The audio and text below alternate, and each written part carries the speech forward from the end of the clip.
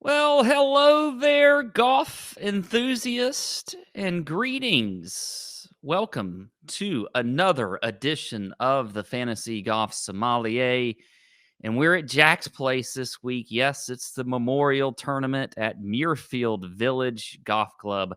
A fantastic course that's going to have a little bit different look this year because they've done some renovations all over the place. I mean, all pretty much all the greens have been renovated. They got some brand new bent grass greens. They've got bent grass fairways and that thick Kentucky bluegrass rough. So it should be a great test. And that's what Jack wants here on his course. So it's going to be a fun week. We've got a fantastic field. I'm looking forward to it, and I'm looking forward to the plays of the week. But first, let's talk about what I'm drinking. Or in this case, what I'm not drinking. And you know what? That is vino. I'm not drinking wine this week. Nope. I'm not drinking anything other than what's in my cup, which is actually very tasty, but it has no alcohol in it. It's just some soda water and some lime. Here's the thing, folks. After a long weekend, a Memorial Day weekend, sometimes you just have to be responsible. Okay. And maybe not drink.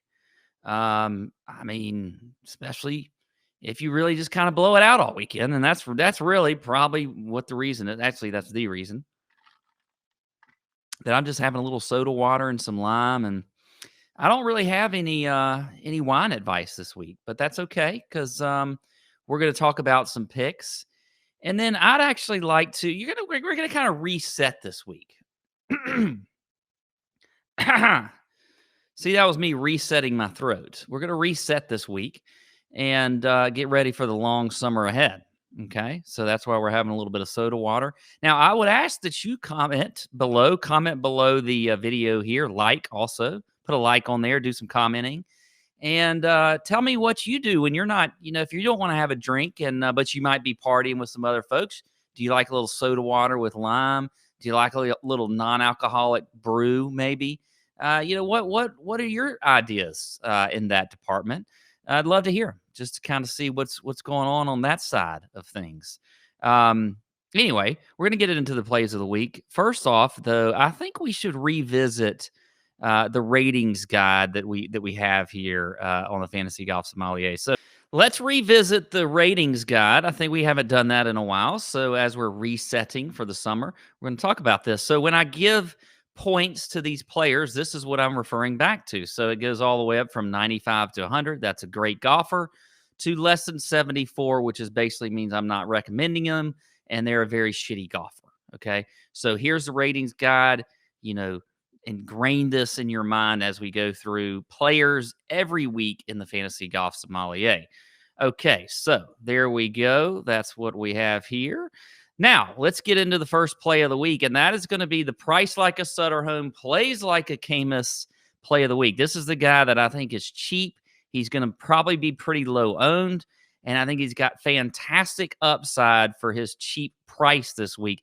And for me, that's Taylor Gooch at 7,100. I like him this week. I think he spells his name weird, but that's just me. That's neither here nor there. But you look at his stats, he's top 30 in the field in ball striking.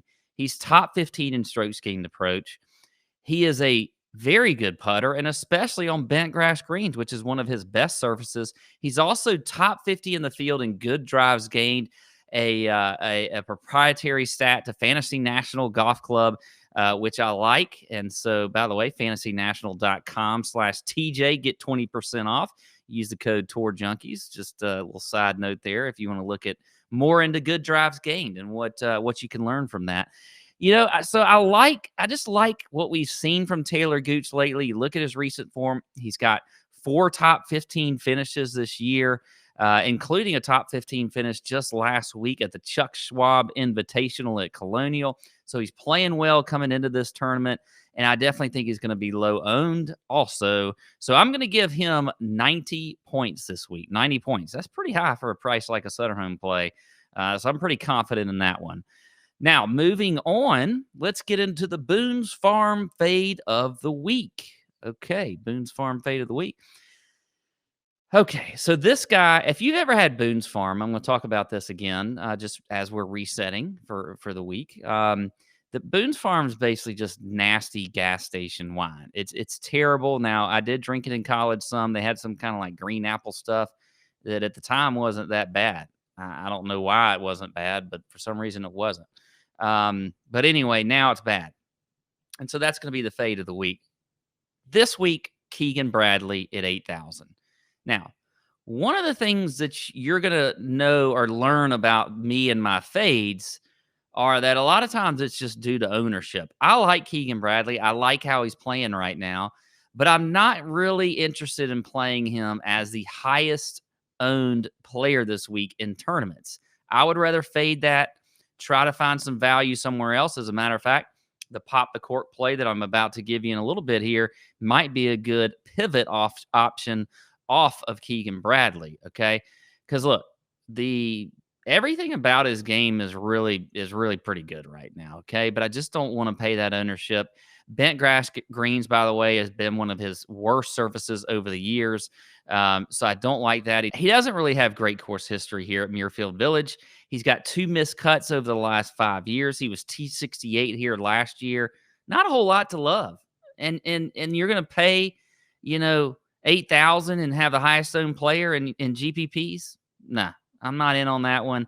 Now, I will say this. I'm a little iffy on this play. So I'm giving him 82 points. Okay, that's pretty high for a fade. So I usually try to keep him in the 70s, but I'm not as confident about this one. So I'm going to put him in the 80s. Okay, let me get another sip of my non-alcoholic beverage. It's refreshing though.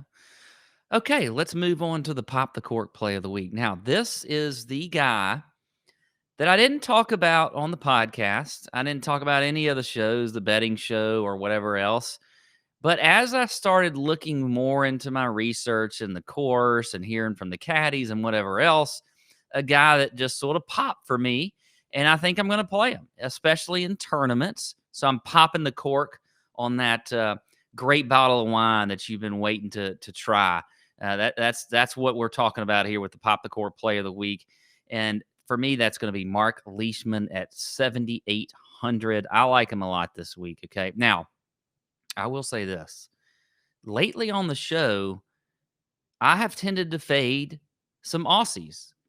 And some people don't like that. They get all up in a tizzy about me fading Aussies. I like Aussies. I do. I really do. I think they're a lot of fun to hang out with.